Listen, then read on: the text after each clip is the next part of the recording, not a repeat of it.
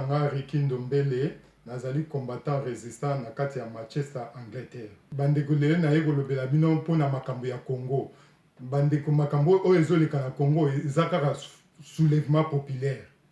Omoni bino moko Kabila aza kaka président Félix Tshisekedi aza kaka étiquette.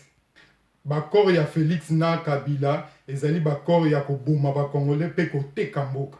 Kabila tokanisaki akei mais bakor na bango na Tshisekedi ezali bakor ya ko diriger et Kabila pour diriger Sénat na Parlement.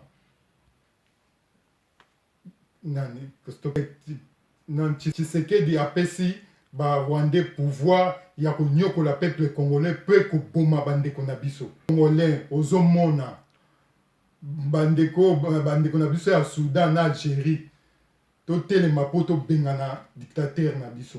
Soudan pe Algérie balongoli tribalisme bakomi bomoko pe babengani dictateur na bango. Biso ba peuple congolais toza bomoko po tobengana Kabila na Tshisekedi po mboka na biso ekota kimia. Congolais toza bomoko po tobengana Kabila na Tshisekedi.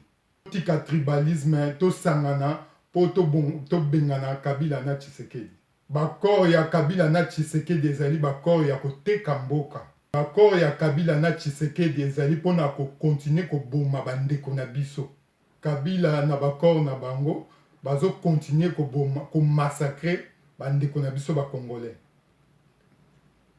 Kabila na bandeko na ye ba Rwandais bazo continuer ko massacrer bandeko na biso ba Congolais. Ici Congolais ba yebi yango bien mais pour la corruption bazo tika na bango bino peuple ba politicien o bozo travailler na Kabila kalate peuple a resuki sa bino.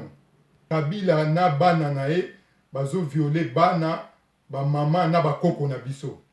Kabila a kundi plus de 10 millions Congolais na ba fausse commune. Ikambo po esila ezo sengaka soulèvement populaire ndenge sami na Soudan. Congolais totelema po tobengana banguna baza na kati ya mboka. Ingeta, vive le Congo!